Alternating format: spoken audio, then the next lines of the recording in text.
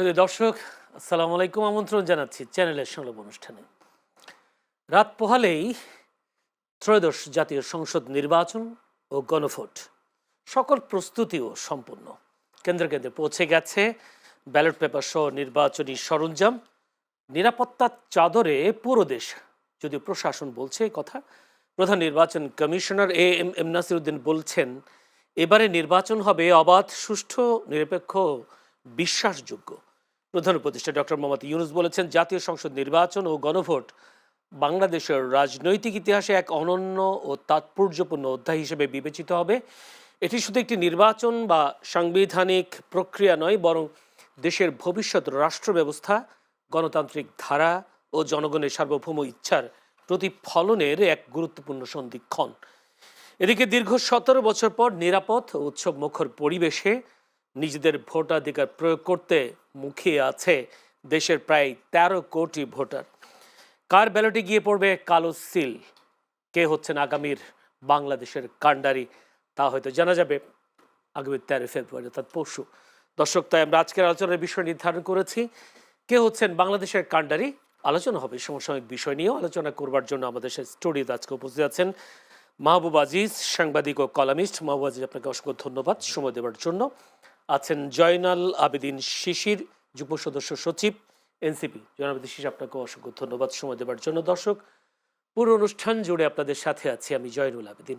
বলছিলাম, কে হচ্ছেন আগামীর বাংলাদেশের কাণ্ডারি বা বাংলাদেশের কাণ্ডারি, এই বিষয়টি নিয়ে আলোচনা করতে চাই। একটু যেতে চাই প্রথমে মাহবুব আজিজের কাছে। মাহবুব আজিজ, যদি আজকে প্রধান নির্বাচন কমিশনার এবং প্রধান উপদেষ্টা দুটি বক্তব্য নিয়ে যদি আপনাকে মন্তব্য করতে বলি, যিনি সিইসি বলেছেন এবারের ভোট হবে অবাধ, সুষ্ঠু, নিরপেক্ষ, বিশ্বাসযোগ্য, আর প্রধান উপদেষ্টা বলেছেন এটি শুধু কেবল নির্বাচন নয়, গণভোট ও জাতীয় সংসদ নির্বাচন বাংলাদেশের রাজনৈতিক ইতিহাসে অনন্য ও তাৎপর্যপূর্ণ অধ্যায় হিসেবে বিবেচিত হবে। এটি শুধু একটি নির্বাচন বা সাংবিধানিক প্রক্রিয়া নয়, বরং দেশের ভবিষ্যৎ রাষ্ট্র ব্যবস্থা, গণতান্ত্রিক ধারা ও জনগণের সার্বভৌম ইচ্ছার প্রতিফলনের এক গুরুত্বপূর্ণ সন্ধিক্ষণ। আপনি কি মনে করেন? জি, ধন্যবাদ, শুভেচ্ছা। ঠিকই বলেছেন। প্রধান উপদেষ্টার বক্তব্য থেকে যদি শুরু করি, যে 24-এর যে গণ অভ্যুত্থান, এই গণ অভ্যুত্থানের প্রধান আকাঙ্ক্ষাই ছিল যে গণতন্ত্র, বাক স্বাধীনতা। তার আগের 3টি নির্বাচন, নামি দামি নির্বাচন, রাতের বেলা নির্বাচন, একক নির্বাচনের যে অভিজ্ঞতা বাংলাদেশের মানুষের হয়েছে, সেখান থেকে এত রক্তপাত, এত প্রাণ ত্যাগ, এত যুদ্ধ, সহিংসতা ইত্যাদি সব কিছু মিলিয়ে যে মানুষের যে একেবারে একটা খুবই অলঙ্ঘনীয় প্রত্যাশা, তারা ভোট দেবে এবং সেই জায়গাটা একদম দ্বার প্রান্তে এসে পৌঁছে গেছে। এটা যেমন সত্য, আবার একই সাথে গত 18 মাসের কিছু বাস্তবতাও সত্য। যেই গণতন্ত্রের আকাঙ্ক্ষায় এই গণ অভ্যুত্থান, সেই গণ অভ্যুত্থানজয়ী যে সরকার প্রত্যাশা মতো কি অন্তর্ভুক্তিমূলক নির্বাচনটি করতে পারলেন? এই প্রশ্ন কিন্তু থেকেই যাবে। এবং সেই অন্তর্ভুক্তিমূলক নির্বাচনের আগে যে জাতীয় ঐক্যমত্য কমিশন গঠন হলো, 30টি রাজনৈতিক দল মিলে বাংলাদেশের সংবিধান পরিবর্তন করার তারা প্রয়াস নিলেন। বিশেষ করে বাংলাদেশের সংবিধানের যে প্রধান দুটি স্তম্ভ, ধর্মনিরপেক্ষতা এবং সমাজতন্ত্র, বাদ দিলেন, এবং সেটার জন্য তারা গণভোটেও এই বিষয়টা সামনে আসবে। তো সব কিছু মিলিয়ে, এবং যেটা হচ্ছে যে একটি অংশই ভোটের বাইরে, সেটার অনেক কার্যকারণও আছে। একটা গণ অভ্যুত্থান হয়েছে যেমন, এবং সেখানে নেতৃত্ব এই অন্যায়ের সঙ্গে জড়িত ছিলেন, তাদের শাস্তির অবশ্যই একটা প্রসঙ্গ আছে, এবং সেই শাস্তি শুরুও হয়ে গেছে, বিচারের আওতায় এসছে, সংস্কারের বিষয়টা এসছে সামনে। সংস্কার নিয়ে অনেক কথা হয়েছে, 9 মাস মিটিং করেছে দলগুলো, 30টি রাজনৈতিক দল। এই জায়গায় যে 54টি নিবন্ধিত দল, সেই জায়গায় এই 30টি দলের 7-8টি ছাড়া অধিকাংশের নাম আমরা জানি না। দ্বিতীয় বা তৃতীয় যে নেতা, তার নামও আমরা জানি না। এই অবস্থাতে যেই বিএনপি এবং জামাতের যে সখ্য ছিল দীর্ঘকালের, একসাথে তারা সরকারও তৈরি করেছেন, এই পরিস্থিতিটাতে আমাদের মনে হয়েছে অনেক সময় যে সরকারই কি চাইছে যে আওয়ামী লীগকে বাদ দিয়ে, আওয়ামী লীগ এবং সমমনা যে রাজনৈতিক দল যারা 3টি নির্বাচন একসাথে করেছিল, আওয়ামী ও সমমনারা একটা বিরোধী পুতুল দল বানিয়েছিল, ঠিক একইভাবে কি এখন বিএনপি ও সমমনারা রাজনীতি করছে, মানে নির্বাচন করছে, এবং সেখানে কি বিএনপি একটি পুতুল বিরোধী দল বানাবে, এরকম একটা শঙ্কা ছিল। যদিও সেই শঙ্কাটা কেটে গেছে, কারণ বিএনপি এবং তার যে প্রধান প্রতিপক্ষ জামাত এখন বেশ প্রবল পরস্পরের বিরোধী অবস্থায় আছে, এবং এটা একটা একটি গোলপোস্টে খেলা হলেও শেষ পর্যন্ত গোলপোস্টে একটি দল থাকবেই বলে মনে হচ্ছে, দুটি একসাথে থাকবে না। সেটা একদিক থেকে ভালো। এরকমও যদি আমরা মনে করি যে সরকার চেয়েছে আওয়ামী লীগকে বাদ দিয়ে আর বাকি যে আওয়ামী লীগ ও সমমনাদের বাদ দিয়ে বাকি যেই অংশটুকু থাকে, যার একটি অধিকাংশই দক্ষিণপন্থী ডানপন্থী দল, তাদেরকে নিয়ে মধ্যপন্থী কিছুটা উদারপন্থী বিএনপিকে সহ একটা নতুন রাজনৈতিক বাস্তবতায় পৌঁছতে, এর মধ্যে যেটা ঘটেছে এনসিপির প্রতি যে মানুষের একটা অফুরন্ত প্রত্যাশা ছিল যে এই তরুণরাই কিন্তু গণ অভ্যুত্থানের নেতৃত্ব দিয়েছে, তারা কি করে একটা ডানপন্থী দক্ষিণপন্থী দলের সঙ্গে মিশে যায়, এই বিষয়টা নিয়ে অনেক রকম কথা হয়েছে এবং পরে বোঝা গেছে যে এটা একটা সিট বন্টনের রাজনীতি এবং সেটা আসলে একেবারেই ক্ষমতা কেন্দ্রিক রাজনীতিতে তারা তাদের যেই সম্ভাবনা ছিল সেটা আপাতত এক ধরনের বিলীনই বলা যায়, যদিও সময় অনেক কিছুই নতুন করে আনতে পারে সামনে, কারণ এটা একটা নির্বাচনী সমঝোতা তারা বলেছেন, আদর্শগত কোনো একসাথে মানে তারা বিলীন হয়নি বলেই তারা দাবি করেছেন।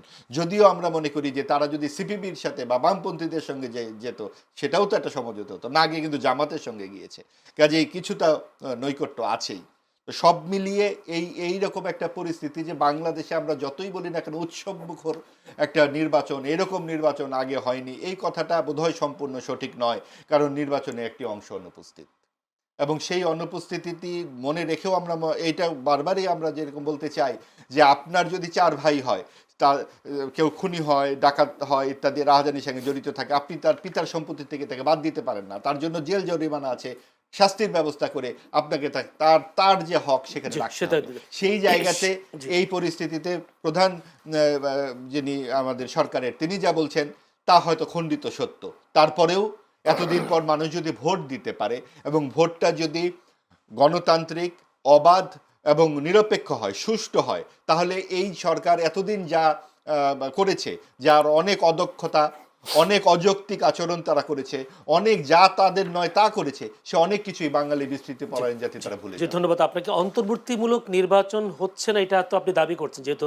আওয়ামী লীগ আমার নাই, সেই বিশ্লেষণ, কারণে আমার দাবি করার কিছু নেই, এটা আমার বিশ্লেষণ। কিন্তু আবার পুতুল দল তো অংশগ্রহণ করছে, যেটা বিরোধী দলীয় পুতুল দলের কথা বলেছিলেন আওয়ামী মনা, সেটা তো সেই জাতীয় পুতুল পার্টি তো আছে। দলকে মারপিটও করা হয়েছে এবং তাদেরকে বিভিন্ন জায়গায় মানে দাঁড়াতে দেওয়া হবে না বলা হয়েছে, ঠিক যেইভাবে একটা অন্যান্য দলগুলো সুযোগ পেয়েছে সেইভাবে পায়নি পুতুল দলটি বা তাদের সম্ভাবনা। এটা কিন্তু আমি বলছি না যে তাদেরকে দিতেই হবে, আমি বলছি যে নৈর্ব্যক্তিক যেই অবস্থানটা সরকারের রাখা দরকার ছিল, অর্থাৎ সবাইকে এক পাল্লায় রাখা, সেটা কিন্তু সরকার বিএনপি, জামাত এবং এনসিপিকে সবসময় একটু আলাদা চোখে দেখেছে। নিউ ইয়র্কে যাওয়া থেকে শুরু করে আপনি যখন জাতীয় ঐক্যমত্যের কমিশন দেখুন, এই তিনটি দলের সাথে তারা আলাদা বৈঠক করেছে। আপনি যখন একটা রেফারি, সেই রেফারি কেন 2-3টি দলকে আলাদা করে করবেন, এই জায়গাগুলো আমাদের চোখে আপনাদের প্রশ্ন এই জায়গায় জনাব জয়নাল আবেদীন শিশির, যদি এভাবে বলি, প্রথম নির্বাচন নিয়ে আপনার আকাঙ্ক্ষা বা ইচ্ছা কি বা আপনার মন্তব্য কি, এটা জানতে চাই। দ্বিতীয় কথা হলো এনসিপি কেন দক্ষিণপন্থী দলের সাথে মিশে গিয়ে নির্বাচন করছে, সেই অভিযোগটাও এনেছেন মাহবুব ভাই। সবাইকে নিয়ে নির্বাচন করতে না পারাও এই সরকারের একটা ব্যর্থতা তিনি বলছেন। ধন্যবাদ জয়নুল ভাই আপনাকে এবং আমার সহ আলোচক সমগোত্রীয় মাহবুব ভাইকে। দেখেন, এই মাহবুব ভাই যে প্রশ্নগুলো আজকে অ্যারেঞ্জ করছে একদম নির্বাচনের একদম 12 ঘন্টা সময় আগে, আমি চাইলে অন্য সময় অন্য কথা বলতে পারতাম, কিন্তু তারপরে একটু বলি। দেখেন, আওয়ামী লীগের ব্যাপারে উনি যে মনোভাব পোষণ করেন সেটা পদ্ধতিগতভাবে ভুল। কিভাবে ভুল? আওয়ামী লীগ কিন্তু বাংলাদেশে রাজনীতি করতে চাচ্ছে না, নির্বাচন করতে চাচ্ছে না। তারা যদি বিগত 3টা নির্বাচন করতো তাহলে বুঝতাম তারা নির্বাচনের প্রতি তাদের আগ্রহ আছে, রাজনীতির প্রতি আগ্রহ আছে। তারা কখনোই রাজনীতি, নির্বাচন এগুলো নিয়ে মাথা ঘামান নেই, জাস্ট তারা ক্ষমতায় চাইছেন, রেজিমটা টিকে রাখতে চাইছিলেন। দ্বিতীয়ত হচ্ছে, দেখেন, আওয়ামী লীগের সাথে কিন্তু আমরা গণতান্ত্রিক কোনো ব্যবহার পাই নাই এবং গণতান্ত্রিকভাবেও কিন্তু আমরা আওয়ামী লীগকে পতন করি নাই। আমরা সরাসরি রাজপথে লড়াই করে, যুদ্ধ করে আওয়ামী লীগের সাথে যুদ্ধ জয়ী হয়েছি। আওয়ামী লীগ যুদ্ধে পরাজয় বরণ করছে এবং তার পালাতে বাধ্য হয়েছে। এখন যদি মাহবুব ভাই যদি বলে ইনক্লুশন ইলেকশন, আওয়ামী লীগ ওনাকে সন্দেহ করবে যে মনে হয় মাহবুব ভাই আমাদেরকে মারি খাওয়ানোর জন্য মানে একটা ষড়যন্ত্র করতেছে। আপনি এখন আওয়ামী লীগকে ডাকেন না, ডাকলেও তো আসবে না ইলেকশনে, বলবো যে আমাদের মারা লাগে। কারণ কেন? কারণ সে তো জানে সে খুনি, সে গণহত্যাকারী। তাকে এখন যদি আপনি ডাকেন, আপনাকে সন্দেহ করবে যে আমার মনে মারি খাওয়ানোর লেগে মনে ডাকতেছে। কারণ এখনো শহীদের রক্ত তো শুকায় নাই। এখন আওয়ামী লীগের ব্যাপারে যদি আপনি এটা বলেন, আর অন্তর্ভুক্তিমূলক যে ইলেকশনটা, আওয়ামী লীগ ছাড়া বাংলাদেশে অন্তর্ভুক্তিমূলক ইলেকশন হয় না, এটা আমি বিশ্বাস করি না। 1973 সালে আওয়ামী লীগের একটা সুযোগ ছিল ইলেকশন করার জন্য, করে নাই। 2014 সালে, 18 সালে, 24 সালে আরও 3টে ইলেকশন করার ওদের সুযোগ ছিল, একটা ইলেকশন ওরা করে নাই। কেন ইলেকশনটা করতেছে না? ওরা মনে করে যে ইলেকশনে আমরা জনগণের ম্যান্ডেট পাবো না, জিততে পারবো না, ওই ইলেকশন আমাদের দরকার নেই, ওরা ইলেকশন করে না। তো আপনি ওদের উপরে ইলেকশন দিচ্ছেন। এখন দেখেন, আমরা যে অন্তর্ভুক্তিমূলক ইলেকশন করছি এর একটা প্রমাণ আপনি ছাত্র সংসদ ইলেকশনগুলোতে দেখেন, ঢাকা ইউনিভার্সিটিতে দেখেন, প্রায় 80% ছোঁয়া কিন্তু মানে মানে ভোট পড়ছে। তো ছাত্রলীগ এখানে আসে নাই। ছাত্রলীগ যদি আসতো এখানে, হলে কত পার্সেন্ট ভোট হতো? আর 2% বেশি হতো। 2014 সালে আওয়ামী লীগ ভোট কেন্দ্র কত পার্সেন্ট মানুষ নিছে? 5%ও নেয় নাই বিভিন্ন গণমাধ্যমে জরিপে। 18 সালে এটা এসে আরও কমছে।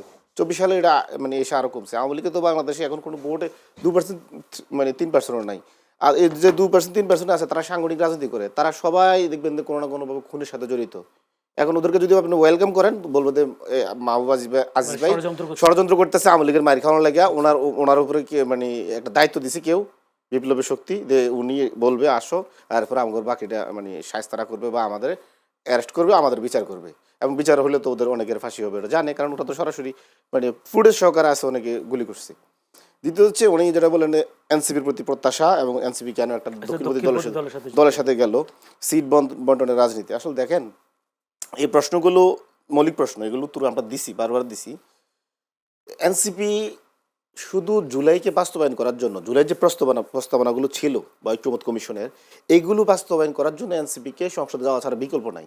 কারণ এনসিপি যাতে এই জুলাইয়ের মানে অগ্নিগর্ভ থেকে মানে জন্ম নেয় একটা রাজনৈতিক দল, তাহলে জুলাই হচ্ছে তার কাছে মূল, সংস্কার হচ্ছে মূল। এখন আপনি দেখেন, আমরা যে বাকি 10টি দলের সাথে ঐক্য করলাম, তাদের সাথে সংস্কার প্রস্তাবনা আমাদের 90% মিলে। জামাতের সাথে আমাদের 90 মিলে, এবি পার্টির সাথে মিলে, তারপর ইভেন ইসলামী ঐক্য জোটের সাথে মানে আন্দোলনের সাথেও মিলে। এই যে আপনি দেখেন, যাদের সাথে আমাদের 90% সংস্কার প্রস্তাবনা মিলে, তাদের সাথে কিন্তু আমাদের ইলেকট্রাল অ্যালায়েন্সটা হলো।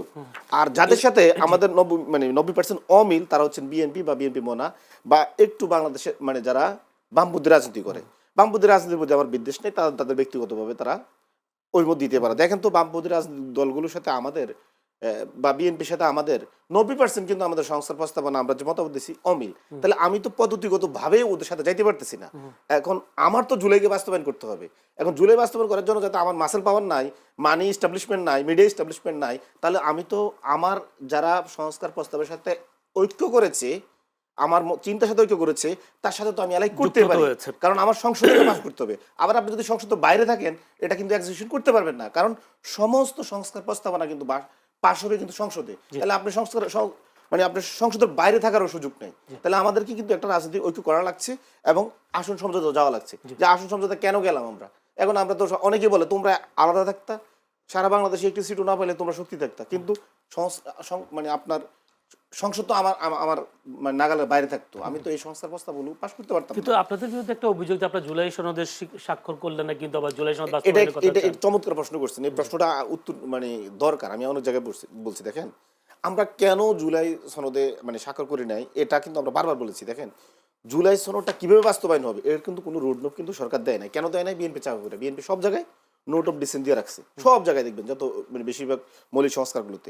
এখন মানে সরকার কিন্তু এই জুলাই বাস্তবায়ন করতে পারতেছে না।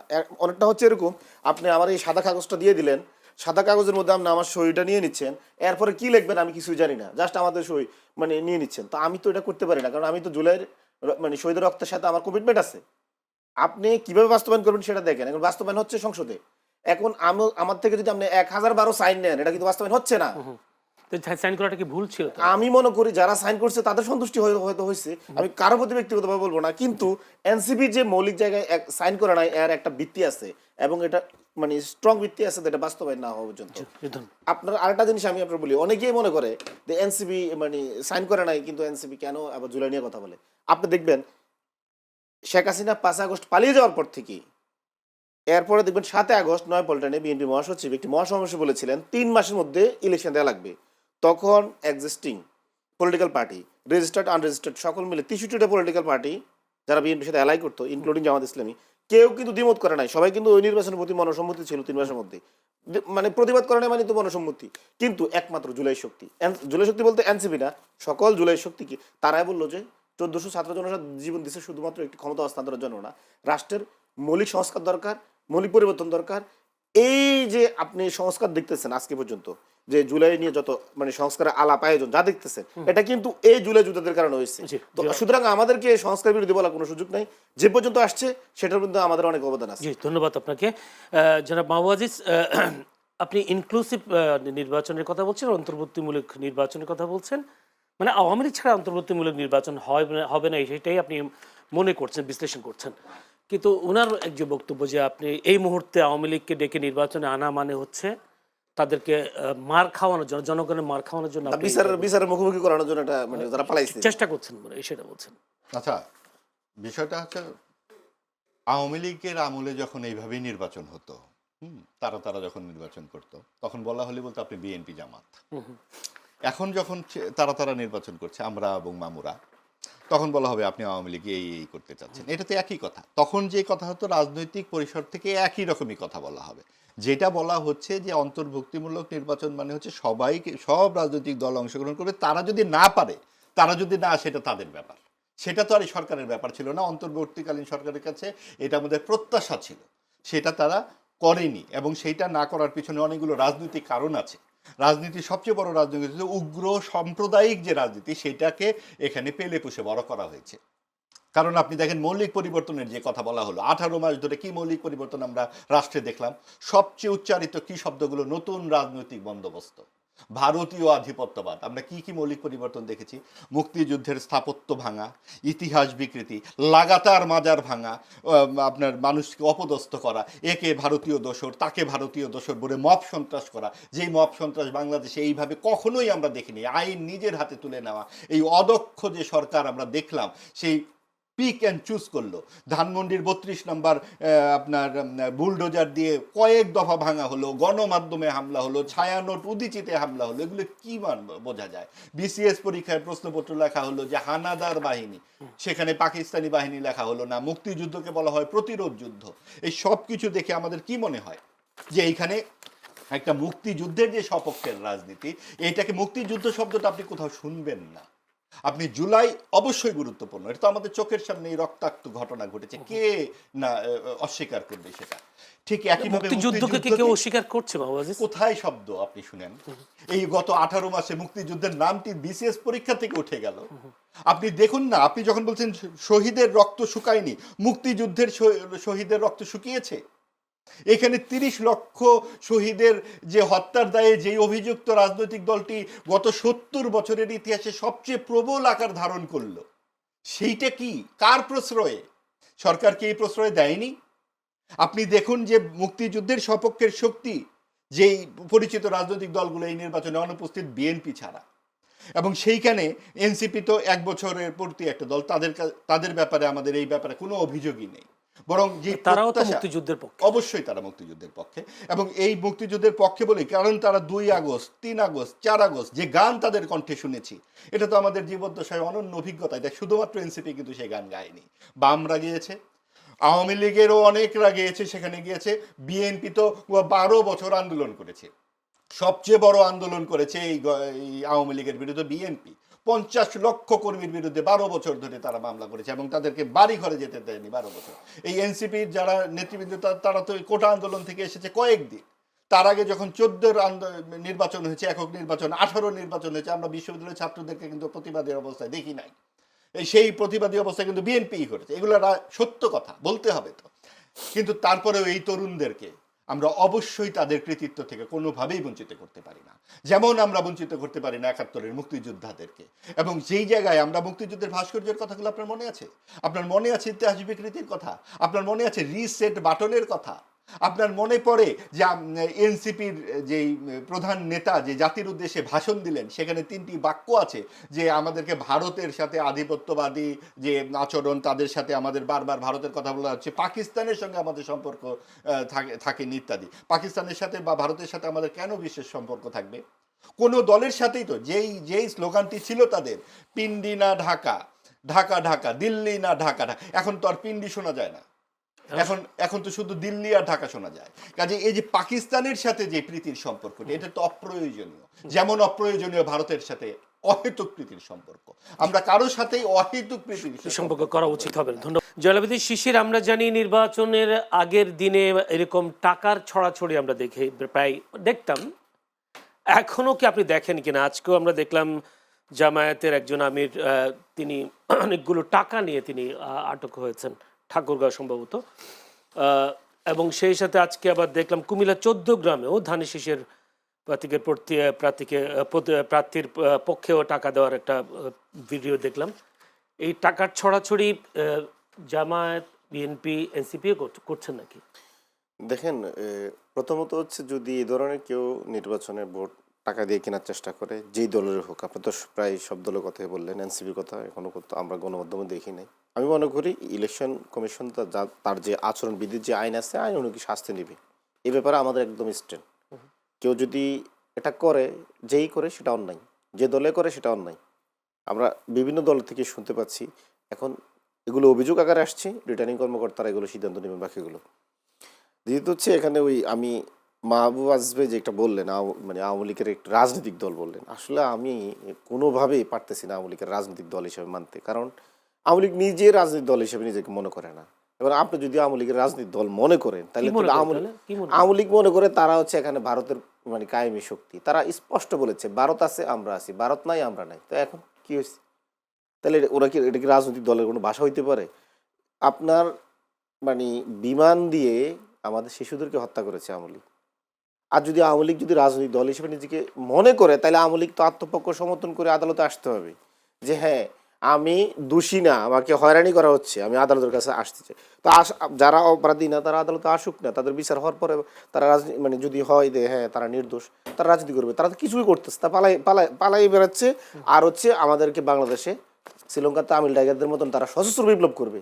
কলকাতা বসে প্রেস ব্রিফিং করে, দিল্লি বসে প্রেস ব্রিফিং করে, অনলাইনে হুমকি দেয়, অস্ত্র ভাঙবে আওয়ামী লীগ, অস্ত্র নেবে আওয়ামী লীগ, আবার বিপ্লব হবে, আবার মানে দেশ স্বাধীন করবে। তো তুমি দেশ যদি তুমি মানে মনে করো রাজনীতি করবা, তাহলে তো রাজনীতি মাঠে আসতে হবে তোমাকে। মাঠে তো আসতেছে না। এখন মাহবুব ভাই ডাকতেছে আওয়ামী লীগের, আওয়ামী লীগ আসতেছে না কেন? এটা কি দোষটা কি আমাদের নাকি? মাহবুব ভাই হয়তো আরো ভালো করে ডাকুক আওয়ামী লীগের, আওয়ামী লীগ আসুক, আমরা চাই আওয়ামী লীগ রাস্তায় আসবো, আমরা আওয়ামী লীগ আসতে দিচ্ছেন না। না। আপনারা দেখছেন নাকি আমরা আওয়ামী লীগ তো আগে আদালতে যাইতে হবে, গিয়ে তার দেশে রাজনৈতিক দল সে অপরাধ করে নাই, এটা প্রমাণ হবে, বিচার হবে, তার আওয়ামী লীগ আসুক না। কিন্তু আওয়ামী লীগ তা করছে না। তো ওরা তো হচ্ছে এখন মানে জঙ্গি সংগঠনের মতো হামলা করার জন্য প্রস্তুতি নিচ্ছে এবং প্রেস ব্রিফিংয়ে বলতেছে আমরা সশস্ত্র হামলা করব, এখন আমরা অস্ত্র ভাঙবো। আপনি এটা রাজনৈতিক দল মনে করবেন? রাজনৈতিক দলের ভাষা এটা? অস্ত্র ভাঙবো, আমরা অস্ত্র হাতে নিব। আমরা আওয়ামী লীগের এখন যারা পলাতক, তারা ভারতের গোয়েন্দা সংস্থার প্রশিক্ষণ নিচ্ছে, জঙ্গি প্রশিক্ষণ নিচ্ছে। ভারতের যে RSS জঙ্গি সংগঠন আছে সেটা তাদের প্রশিক্ষণ নিচ্ছে। আমাদের কাছে তথ্য আসছে বেঙ্গালুরু অফিস খুলছে সাইবার অ্যাটাক করার জন্য, আমাদের সকল আইডিতে আমাদের সোশ্যাল মিডিয়া আমাদেরকে অ্যাটাক করতেছে। দিল্লিতে রয়ের সাথে বসে বসে সাইবার অ্যাটাক করতেছে। এগুলো কি প্রমাণিত? তা আপনি তো রাজনীতি, সে তো রাজনীতি করতে চায় না, আপনি তারা বলতেছেন রাজনীতি করার জন্য। সে রাজনীতিটা করুক না, দেখি। তার তো অনেক সুযোগ ছিল, ঐতিহাসিক সুযোগ, এবং কোনো সময় সে রাজনীতি করে নাই। ক্ষমতা থাকা অবস্থায় রাজনীতি করে নাই, শেখ মুজিবের সময় রাজনীতি করে নাই, এবং ক্ষমতা হারানোর পরও সে রাজনীতি করতেছে না। এখন সে সশস্ত্র বিপ্লব করবে। আর ভাই যেটা বললেন যে এখানে উগ্র সাম্প্রদায়িক যে মানে মব বা উস্কানি, এগুলো দেখেন যেই কোনো সহিংসতার বিরুদ্ধে আমরা একদম স্পষ্ট। কিন্তু আপনি যদি সিলেক্টিভ প্রতিবাদ করেন, এখানে ভেজাল আছে। বাংলাদেশে বামপন্থীরা এই সহিংসতার জন্য, মাজার ভাঙার জন্য দায় দিচ্ছে কাকে? ইসলামপন্থীদেরকে, তাই তো? দেখেন কিছুদিন আগে ইরানে কিন্তু হচ্ছে বিপ্লব হয়েছে, এই বিক্ষোভ হয়েছে। ওই বিক্ষোভের নেতৃত্ব দিচ্ছে কিন্তু মূলত হচ্ছে বামপন্থী সংগঠনগুলো। বামপন্থী কিছু সংগঠন ওই জায়গায় নেতৃত্ব দিচ্ছে। ইরানের ইমাম রেজাইর মাজারে কিন্তু আগুন দিচ্ছে তারা, এবং ইরানে যত সুফি সাধক আছে সবগুলো মাজারে কিন্তু আগুন দিল বামপন্থীরা। আপনি বাংলাদেশে কোনো বামপন্থীদের কন্ডেম করতে দেখছেন, দোষ স্বীকার করতে দেখছেন? ইমাম রেজাই মারা গেছে আরো 500-700 বছর আগে, উনি কি করছে? ওনার মাজারে কেন আগুন দিল? বামপন্থীদেরকে কিন্তু বলতে পারবেন না আপনি। কিন্তু আপনি বাংলাদেশে যারা মাজার ভাঙছে, এই ব্যাপারে তো আমরা সবাই জিরো টলারেন্স দল হিসেবে এনসিপি সবার আগে বলছে, এবং এনসিপির নেতারা দাঁড়াইছে স্পষ্টভাবে। এখন কারা মাজার ভাঙছে স্পেসিফিক আপনি কোনো দল পাইছেন? এখন আমরা তো বলতে পারি যে এগুলো মানে সরকার তদন্ত করে দেখা উচিত। তদন্ত করে যদি ভালো করে দেখতো, বাংলাদেশে বামপন্থীরা তো থাকতে পারতো এই জায়গায়। কারণ তারা তো ইরানে মানে আপনার মাজার ভাঙছে, আগুন দিছে ইমাম রাজাইর মানে আপনার মাজারে। এখন বাংলাদেশে বামরা কি আগুন দিতে পারে না? সব দোষ কি ইসলামপন্থীরা দিতে হবে? তারপরে বললো যে উনি মব সন্ত্রাসের কথা বলতো। এখন দেখেন টিআইবি কিছুদিন আগে একটা রিপোর্ট দিছে, উনি বিএনপির ভালো বলছে, বলুক, বিএনপি সাধু, একসময় আমাদের সহযোগী ছিল, জুলাইয়ের আমাদের স্টেশন। টিআইবি দেখালো যে জুলাই পরবর্তীতে যত মব হলো, এই মবের 91% হচ্ছে বিএনপি করছে, 7% করছে আওয়ামী লীগ, আর 1% এরকম এনসিপি দেখাইছে। এখন এনসিপি 1% করছে, এটাকেও আমি এখানে জাস্টিফাই করি না, এটাও অন্যায় হয়েছে। কিন্তু 91% মব করছে, সহিংসতা করছে, দলীয় কোন দলে 234 জন করছে বিএনপি। এখন এরপরও আপনি বলবেন যে আমরা জুলাই শক্তিরা বা ওই ইসলামপন্থীরা মব করছে, ইসলামপন্থীরা ইয়ে করছে, তো আপনি তো ডাটা সায়েন্সে বিশ্বাস করতেছেন না। এটা তো ডাটা সায়েন্স, এখানে ডাটার তথ্য দিল 91% মব করছে বিএনপি এবং এর দ্বিতীয় অবস্থা আবার আওয়ামী লীগ। চিন্তা করা যায়, তার ক্ষমতা নাই, তারপরও সে মব করছে, সহিংসতা করছে। এখন আপনি কোনো ডাটায় মানবেন না, একজনের উপর একটা স্টোরি টাইপের দায় চাপাই দিবেন, এটা তো হবে না। একটু মাওয়াজির কাছ থেকে শুনে আসি। মাওয়াজি, একটু বলি এই প্রসঙ্গে। আমি আপনাকে আরো যুক্ত করে দেই। উনি বলছেন আওয়ামী লীগ কোনো রাজনৈতিক দলও না, একটা জঙ্গি সংগঠন। আর যদি টিআইবি রিপোর্ট, আমি বলছি ওরা নিজেরা জঙ্গি হামলা করবে, সশস্ত্র হামলা করবে, দিল্লি থেকে প্রেস কনফারেন্সে ঘোষণা দিচ্ছে। কিন্তু কয়েকবারই শুনলাম এই কথাগুলো, তো শুনেছি শেখ হাসিনার মুখে বিএনপি ও জামাত সম্পর্কে 12 বছর, যে এরা তো কোনো রাজনৈতিক দলই না, এরা তো খালি আগুন দেয়। রাষ্ট্রীয় ইয়াতে কান্নাকাটি আমরা দেখেছি, যে মেট্রো রেলে গিয়ে কান্নাকাটি করছে, মানুষ মারা যাচ্ছে, উনি কান্নাকাটি করছেন। যখন লেখা হলো দেওয়ালে যে নাটক কম করো প্রিয়, এইখানেও বলতে হয় নাটক কম করো প্রিয়, একই জিনিস। কাজে এটা নিয়ে খুব বেশি বলবার কিছু নাই। মূল বিষয়টা হচ্ছে রাজনৈতিক সহিষ্ণুতা। আপনার প্রতিদ্বন্দ্বী যদি না থাকে, আপনি খেলতে নেমেছেন, মেসি আপনার প্রতিদ্বন্দ্বী আর মাহবুব আপনার প্রতিদ্বন্দ্বী, আপনি কার সাথে খেলবেন? আপনি মাহবুবের সাথেই খেলবেন, মেসি না থাকলে সুবিধা। যাদের ভোট শতকরা 40% সর্বশেষ পর্যন্ত গ্রাহ্য নির্বাচন, এই ব্যাপারে আমি বলবো, অবশ্যই বলবেন, সর্বশেষ নির্বাচন পর্যন্ত 40% ভোট, এবং সেই ভোট এখন কিভাবে নিতে হবে এই সারাদিন কান্নাকাটি শুনি যে আওয়ামী লীগের কে কাকে নিরাপত্তা দিবে, সেটা বিএনপিও বলছে, জামাতও বলছে, এনসিপিও বলছে। কিন্তু আওয়ামী লীগ তো বিএনপিকে ভোট দিতে চায় বলছে। আওয়ামী লীগ কাকে ভোট দিতে যাবে এটা তাদের ব্যাপার। আমি তো আওয়ামী লীগের পক্ষে কোনো কথা বলছি না, আমি বলছি সরকারের দায়িত্ব। আমি কিন্তু বারবার এনসিপি কি করলো না করলো সেটাতেও আমি কিন্তু বলছি, এনসিপি তো তার খেলায় জিততেই চাইবে। সে মেসি না থেকে মাহবুবের সাথে খেলতে তার ভালো লাগবে না? আওয়ামী লীগের তার চাইতে নিজে অন্তত 30টা সিটে তো সে দাঁড়াতে পেরেছে। আওয়ামী লীগ থাকলে 30টা সিটেও তো সে দাঁড়াতে পারে না। কাজেই এত হম্বিতম্বি করার তো কিছু নাই। দাঁড়াতে পারে না নাকি পাবে না, কোনটা? যেটাই হোক পাবে না মানে কি? এটা তো বিএনপি যদি 30টা দিত তাহলে বিএনপির সাথে যেত না তারা? বিএনপি তো তাদেরকে 30টা দিতে চায়নি, এই জন্যই তো তারা সেখানে গেছে। এখানে তো আদর্শ কোনো বিষয় নয়। আচ্ছা, এখানে তো সবচেয়ে বড় কথা হচ্ছে যখন তাদের আদর্শহীন যে রাজনীতি আমরা দেখতে পাচ্ছি, ক্ষমতার আপেল তো খুব চমৎকার একটা বিষয়। আপনি যখন সেই আপেল খেয়ে ফেলবেন, এনসিপি তো জন্ম থেকেই আপেলটা খেয়ে ফেললো। আপনি যে মুক্তিযুদ্ধ বলেন, 90-এর আন্দোলন বলেন, 69-এর গণঅভ্যুত্থান বলেন, 52-এর ভাষা আন্দোলন বলেন, কোন জায়গায় ছাত্ররা নেতৃত্ব দেয়নি? সব জায়গায় ছাত্ররা নেতৃত্ব দিয়েছে। কোন জায়গায় বলেছে যে আমরা সরকারের অংশ? এই প্রথমবার তারা বলেছে। আপনার 25 থেকে 30 বছরের যে তরুণরা, জীবনেও যারা কোনো চাকরির দরখাস্ত করতে হয়নি, যারা জানে না যে কিভাবে জীবনের স্ট্রাগল করতে হয়, তারা যখন এত বড় একটা ক্ষমতার কাছাকাছি চলে গেল, তারপরে আমরা তো দেখলাম ফুলে ফেপে কে কি হলো, চোখের সামনেই তো সব ঘটেছে। কাজে এইখানে তো এই যে আমাদের যে ক্ষমতা কেন্দ্রিক রাজনীতির যে বিষয়টা, দখলদারিত্ব, এটাকে খালি আওয়ামী লীগ করে নাকি? কোন দল এটা করে না? কাজেই এই ক্ষমতা কেন্দ্রিক রাজনীতিতে যে যাবে তাকেই তো সেই কাজে জড়িত হতে হচ্ছে। এবং এই যে টাকার বস্তা সহ 74 লাখ টাকা নিয়ে জামাতের আমি ঠাকুরগাঁয়ে প্লেন দিয়ে রওনা দিয়েছেন, তার 2টা সিঙ্গার মেশিন আছে, সে নাকি গার্মেন্টসের মালিক, তো 74 লাখ টাকা নিয়ে চলে যাচ্ছে নির্বাচনে। কি বলবেন আপনি তাকে? কাজে এই রকম পরিস্থিতিতে যেটা সবচেয়ে বড় কথা হচ্ছে, জামাতে ইসলামী এই সুযোগে এই তো ভবিষ্যতের অফুরন্ত সম্ভাবনাময় তরুণদের সাথে নিয়ে তাদের 71-এর ভূমিকাটাকে অনেকটা ফিল্টার্ড করে ফেলল। কারণ এই তারা সফল হয়ে গেছে, অবশ্যই অনেকখানি সফল হয়েছে। কারণ এই যে টাটকা স্মৃতি মানুষের, যে এই তরুণদের চোখে তো আমরা স্বপ্ন দেখেছি, আমরা তাদের সাথে গান গেয়েছি, যে এই যে অসাম্প্রদায়িকতার গান, এবং তারা কদিন আগেই জামাতের বিরুদ্ধে তারা কথা বলেছে। আপনারা একটু রেকর্ডগুলো বাজালেই দেখবেন যে নাহিদ ইসলাম কি বলেছে, মাহফুজ কি বলেছে, যারা গণঅভ্যুত্থানের নেতা জামাত সম্পর্কে কি বলেছে। এটা ইসলামপন্থী দলই না, এবং তাদের সঙ্গে তাদেরকে যেতে হলো কারণ ক্ষমতা কেন্দ্রিক রাজনীতিটা এরকম যে তারা যে কোনো ভাবে ক্ষমতার সাথে থাকতে চায়।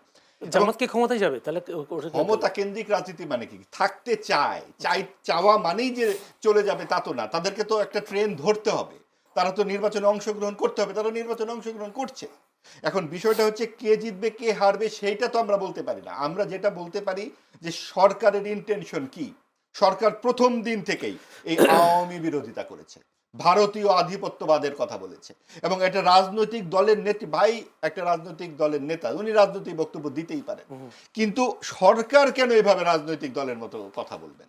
তার তো একটা নৈর্ব্যক্তিক অবস্থান রাখা দরকার ছিল।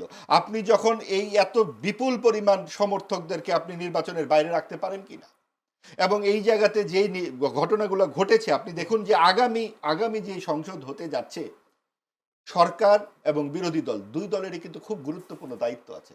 24-এর গণ অভ্যুত্থানের যে আকাঙ্ক্ষা সেটাকে তো বাস্তবায়ন করতেই হবে। গণতন্ত্র এবং জবাবদিহিতার শাসন সংস্কারের যে বিষয়গুলো আছে, সাথে সাথে গত 18 মাসে যা হয়েছে সেটাও কিন্তু তাদের মাথায় রাখতে হবে।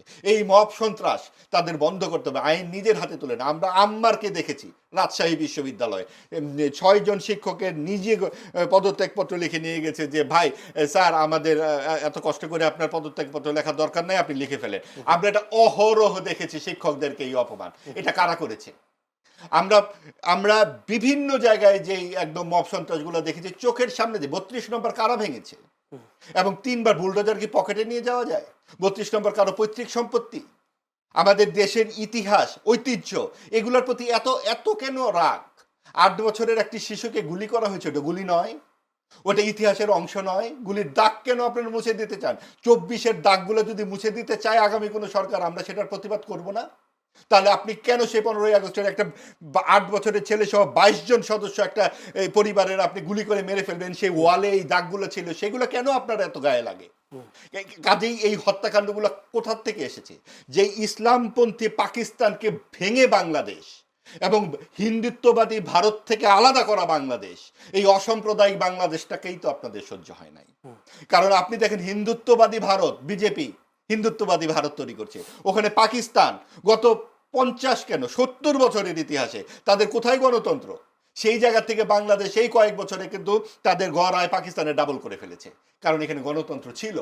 এই গত 17 বছরের এই আওয়ামী লীগের দুঃশাসন ছাড়া আপনি 90-তে গণ অভ্যুত্থানের পরে পরপর 3টি নির্বাচন, মাঝখানে বিএনপির একটা মাগুরা নির্বাচন ছাড়া 3টি নির্বাচনই কিন্তু ভালো নির্বাচন হয়েছে, এবং সেখানে কিন্তু মানুষ অংশগ্রহণ করেছিল।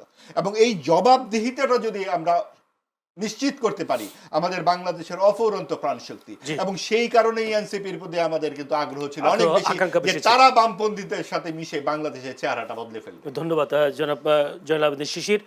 এভাবে আমি কয়েকটা পয়েন্ট লিখেছি। 40% ভোট আওয়ামী লীগের আপনি কথা বলতে চেয়েছিলেন, এর কয়েকটি দলকে বাদ দেওয়া, হঠাৎ করে ছাত্র রাজনীতি থেকে ফল খেতে আপনারা উঠে পড়ে লেগেছেন, আর হচ্ছে শেষে ছিল যে এনসিপি বামপন্থীদের সাথে গিয়ে এটা ভালো জামায়াত ক্ষমতায় যাবে সে কারণে কি আপনারা জামায়াতের সাথে যুক্ত হয়েছেন কিনা?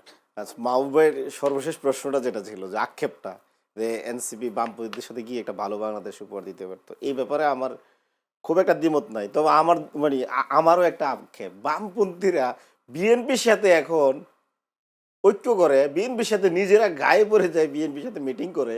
অথচ আমি একটু রিপোর্টিং করতাম টুকটাক, আপনি দেখবেন 2024 সালে যখন আমি এবং ডামি ইলেকশন করা হয়, বিএনপির পক্ষ থেকে অফিসিয়ালি চিঠি ইস্যু করা হয়েছে বামপন্থী সিপিবির জন্য, আরো বামপন্থীদের জন্য, আসেন আমরা একটা জাতীয় ঐক্য করি।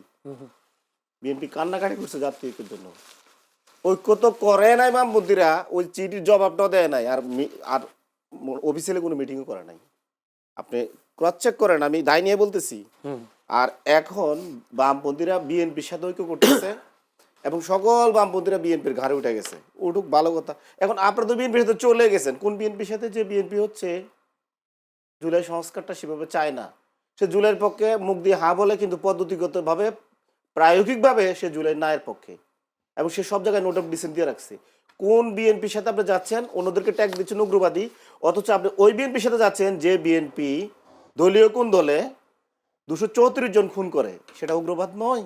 যে বিএনপি অপোজিশন নারী রাজনৈতিক কর্মীদের উপরে 47টি স্থানে হামলা করে, মারধর করে, যৌন হয়রানির হুমকি দেয়, সে বিএনপি কি উগ্রবাদী নয়? আপনি ওই বিএনপির কাছে যাচ্ছেন যে বিএনপি আন্তর্জাতিক গবেষণা সংস্থার জরিপ অনুযায়ী বিএনপি 91% মব সহিংসতা করে, সেটা উগ্র নয়।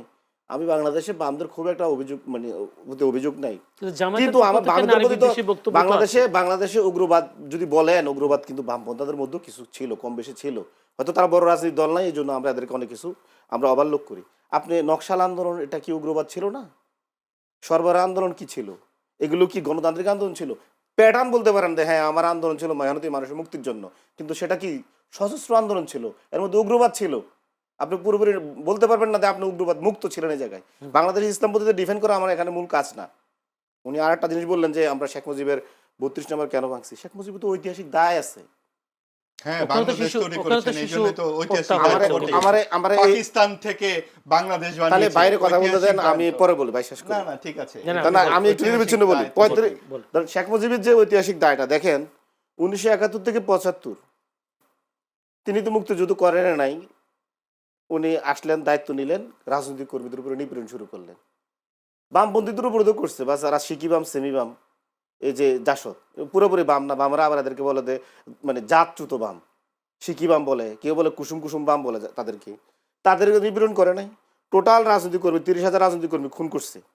আওয়ামী লীগ 24 গণহত্যা করছে, 4টা ইলেকশন সে করে নাই, 73 সে ভোট রেগিং করছে। শেখ মুজিব মানে ভোট ডাকাতি করছে, শেখ হাসিনা 3টা ভোট ডাকাতি করছে বা ইলেকশনে করে নাই। শেখ মুজিবের অব্যবস্থাপনা এবং লুটপাটের কারণে 1974 সালে দুর্ভিক্ষে 15 লাখ মানুষ মারা গেছে। ওই 15 লাখ মানুষ মারা যাওয়ার একমাত্র কারণ শেখ মুজিব, তার মানে মিসম্যানেজমেন্ট এবং তার প্রশাসনের মানে দুর্নীতি। শেখ মুজিব কি করে না এই দেশে? আমরা তো যদি আজকে শেখ মুজিব মানে বেঁচে থাকতো, মরণোত্তর তার বিচার করতাম। বাইচা গেছে, সে মরে গিয়া বেঁচে সে থাকতে মরণোত্তর বিচার মানে করতেন, মরে গিয়ে বেঁচে গেছে। বেঁচে থাকতে মরণোত্তর যদি বিচার সে বেঁচে করতেন। থাকতো আমরা তার বিচার করতাম, বেঁচে থাকতে এবং তার কাছে আমাদের অনেক মরণোত্তর বিচার। অনেক তার সাথে আমাদের অনেক হ্যাঁ বোঝাপড়া ছিল। অবশ্যই, পাকিস্তানটা ভাঙছে, এটাই তো সবচেয়ে বড় সমস্যা। এখন এখন তো ধরেন বিচার আপনি, করাই দরকার তার। না, উনি আরো অনেক জায়গায় বললেন শেষ যে হলে আমি না, এক শেষ মিনিটের হইতে বক্তব্য ভোট না, প্রসঙ্গটা বলি, এখন 40% ভোট দেন। উনি বললেন যে পাকিস্তানি এটা ওনার কথা না, তাসাল্লুত, ওনার কথা তাসাল্লুত মানে বৈষম্য বিরোধী মাহবুব ভাই, আন্দোলন। আমি শেষ করি। না, আপনি এগুলা কি বলতেছেন? এগুলো তো না আপত্তিকর না, নাহলে আপনি কথাবার্তা বলেন, হচ্ছে। আমি শেষ করি একটু। না, আমি একটু বলে নেই এখানে পয়েন্টগুলো বলতে। না, আমার একটা পয়েন্ট আছে, এই পয়েন্টটা শেষ শেষ করে আমি 1 মিনিট সময় দেব আপনাকে। মাহবুব ভাই যেটা বললো যে আওয়ামী লীগের 40% ভোট, এই কন্ডগুলো কিন্তু দিল্লিতে বাজে, কিন্তু দেখবেন মাঝে মাঝে এখান থেকে টুইস্ট করা হয়, আওয়ামী লীগের ইলেকশন হবে না, 40% ভোট। আচ্ছা, আমি আপনার বলি শোনেন, 2001 সালে পরে বাংলাদেশে কার্যত কোনো ইলেকশন হয় নাই। 25 বছর আমরা এখানে ইলেকশন হয় নাই। 2008 সালও ছিল, 8 সালও ছিল ভারত নিয়ন্ত্রিত 111 একটা পাতানো ইলেকশন, বুঝছেন? এবং এটা ওই ইলেকশনটাকে বিএনপি এখন পর্যন্ত অ্যাকসেপ্ট করে না। পাতানো যুদ্ধের মতো। এখন মানে এখন আপনি আওয়ামী লীগের বলতেছেন এখনো 40% ভোট আছে। আচ্ছা, আমার বলেন তো 2014 সালে আওয়ামী লীগ তো নিজে তার প্রশাসন সব সেট আপ দিয়ে ভোট কেন্দ্রে সবাই ডাকলো, কয় পার্সেন্ট ভোট গেল? বিভিন্ন ইন্টারন্যাশনাল মিডিয়া আসছে 5% ভোট যায় হয় নাই। তো আওয়ামী লীগের অপ্রশাসন দিন দিন তো বাড়ছে। 2018 সালে এসে তো 5% আরো কমার কথা, 2024 সালে এসে আরো কমার কথা। এখন আমার বলেন, আওয়ামী লীগের যদি এতই ভোট থাকতো, ছাত্র সংসদ ইলেকশনে তো ভোট পড়ার কথা ছিল 40%। ভাই শেষ করি না ভাই, শেষ করতে ভাই আপনি তো শেষ করতে দিচ্ছেন না। বোঝা গেছে তো? না না, বোঝা যায় না। আপনি বলিয়েন, আমার থেকে 1 মিনিট নিয়েন, সমস্যা না, নাই। সময় নাই। বড় ভাই মানুষ 1 মিনিট দিমু, না, সমস্যা সময় নাই। নাই তো। তো এখন আওয়ামী লীগ যদি ধরেন আপনার, আপনি কি মনে করেন যে ওই মুসলিম লীগের ভোট এখনো রয়ে গেছে আর ওই কংগ্রেসের ভোট এখনো রয়ে গেছে? ভোটাররা কি কারো কাছে দাসখত দিচ্ছে? আমি আপনাকে বলি শোনেন, আমরা বাংলাদেশে যারা পলিটিক্স করি, টোটাল সাংগঠনিক রাজনীতি করে টোটাল পপুলেশনের 2% মানুষ, 98% মানুষ ভোটার। আপনি ভোটারের কোনো দলের বলতে পারেন না, যদি বলেন তাহলে অপমান করছেন। ঠিক আছে, একটু শুনেন, একটু শুনে আসি। আমি শুনেন, জি শেষ, আমি এটা শেষ এবং শুনেন, অল্প করে বলতে হবে। অল্প করেই বলতেছি। 1 নম্বর পয়েন্ট হচ্ছে কি, ওই যে এখন সবকিছু বলার পরে আপনি অল্প করে বলবেন, এটা তো না ভাই, বাইরে বাড়াই দেন, আমাদের তো আরে বাইরে বাড়াবে কোত্থেকে? এটা সবকিছু তো একটা সময়সীমা আছে। এবং সেই জায়গাটাতে আপনি দেখেন যে ওনারা যে বলতেছেন 40% ভোট নয়, এখন ধরেন ভোটগুলা তো আর বাজারে পাওয়া যায় না মাছের মতো। আপনি যখন একটা খেলা হবে তখন সেই খেলা মানুষ দেখতে চায়। আপনি কিন্তু ধরেন যদি খেলা হয়, যে আবার সেই উদাহরণ মেসি আর মাহবুবের, সেই খেলা কেউ দেখবে না। আপনি মেসির যত বড় ভক্ত হন কেন, মেসি আর ওই যে ক্রিস্টিয়ানো রোনালদোর খেলা দেখবে। আওয়ামী লীগ আর বিএনপির ভোট হলে দেখতেন বিএনপি আর আওয়ামী লীগের ভোটাররা কিভাবে যায়। এবং সেই জায়গাটা তো আওয়ামী লীগও ভুল করেছে, কারণ তারা মনে করছে কেন আমি এই প্রতিদ্বন্দ্বিতাতে যাবো, সেই কারণেই সে ভোট করেনি, তখন কেউ যায়নি। আর এটা তো খুবই সহজ কথা যে এত কথা বলতে হয় কেন আওয়ামী লীগের বিরুদ্ধে? আপনি ভোটে এসে দেখাই দিতেন 5% ভোট নাই, তাহলে তো শেষ। কেন সরকার সহ সমস্ত ডানপন্থীদের এত রাগ শেখ মুজিবের উপরে, আওয়ামী লীগের উপরে, মুক্তিযুদ্ধের উপরে এত রাগ কেন? কারণ এই যে পাকিস্তান এবং বাংলাস্তানকে আলাদা করা হয়েছে, এই জন্যই তাদের এত পীড়ন। কারণ ৭১ সালে যখন মুক্তিযুদ্ধটা শেষ হয়, ৭১ থেকে উনি ক্ষমতায় ছিলেন না শেখ মুজিব, ৭২, ৭৩, ৭৪, ৭৫ চলে গেছেন এই ৩টি বছর। আপনি দেখেন এই ২৪-এর গণ অভ্যুত্থানে আমাদের তো কোনো কিছু ভাঙচুর হয়নি, নিজেদের দেশের মধ্যেই যা কিছু ঘটেছে। আর ওইখানে তাদের খুব প্রিয় পাকিস্তানের লোকজন এসে যা করেছে, ৯৩,০০০ লোক, কোনো অবকাঠামো ছিল, কিছু ছিল, কত পার্সেন্ট ছিল আমাদের গড়ায়, সেই কয়েকটা মানুষ মিলে এই জায়গাতে একটা সদ্য স্বাধীন দেশে, যেটা একটি ভারতের মতো অঙ্গরাজ্য না বানিয়ে পৃথক একটি দেশ হচ্ছে, সেখান থেকে আপনার সৈন্যদেরকে অতি দ্রুত সময়ে বের করে দিতে হচ্ছে, এর মধ্যে তিনি দাঁড়িয়ে যাচ্ছেন পৃথিবীর বুকে মাথা উঁচু করে। সেই কারণে তো সব অংশে তাকে নিহত হতে হয়, এবং এই সব অংশে নিহতের চিহ্নটাকেও ভাঙতে ৩ বার বুলডোজার লাগে। কাজে এই সব কিছু মিলিয়ে আপনি দেখুন যে এই যে অন্তর্ভুক্তিমূলক সমাজের যে আকাঙ্ক্ষার কথা আমরা বলি, সহিষ্ণুতার কথা বলি, আপনি আজকে বিএনপির পক্ষে বলেন, আওয়ামী লীগের পক্ষে বলেন, জামাতের পক্ষে বলেন, যার কথাই বলেন না কেন, এই আমরা এবং মামুরা না থাকলে তাদের হয় না। সেটা আওয়ামী লীগ যেমন করেছে, এখন তারা তেমন করেছে। ধন্যবাদ দর্শক, আমরা এতক্ষণ আলোচনায় ছিলাম, যদিও আমরা কে হচ্ছেন বাংলাদেশের কাণ্ডারি কথার মধ্যে দিয়ে এসছে কিনা আমি জানি না, আমরা আলোচনা অন্য দিক দিয়ে চলে গেছে। তারপর আমরা আশা করি আগামী দিনে এমন একজন কাণ্ডারি হোক যেটা বাংলাদেশের ভবিষ্যৎ, বাংলাদেশকে সমৃদ্ধের দ্বার প্রান্তে নিয়ে পৌঁছাবে, সেই কাণ্ডারি যেন আমরা নির্বাচন করতে পারি আগামী, অর্থাৎ রাত পোহালে যে ভোট, সেই ভোটের মাধ্যমে, সেই প্রত্যাশা রাখছি। এবং যারা যে দুইজন আলোচক আমাদের সাথে ছিলেন, মাহবুব আজিজ সাংবাদিক ও কলামিস্ট, জয়নুল আবেদিন শিশি যুব সদস্য সচিব এনসিপি, দুজনকে প্রাণঢালা অভিনন্দন শুভেচ্ছা জানাচ্ছি। আপনারাও ধৈর্য ধরে আমাদের এই অনুষ্ঠানে এতক্ষণ ধরে যুক্ত থাকবার জন্য আপনাদেরও প্রাণঢালা অভিনন্দন শুভেচ্ছা জানাচ্ছি। সেই সাথে আজকের মতো বিদায় নিচ্ছি, ভালো থাকবেন সবাই।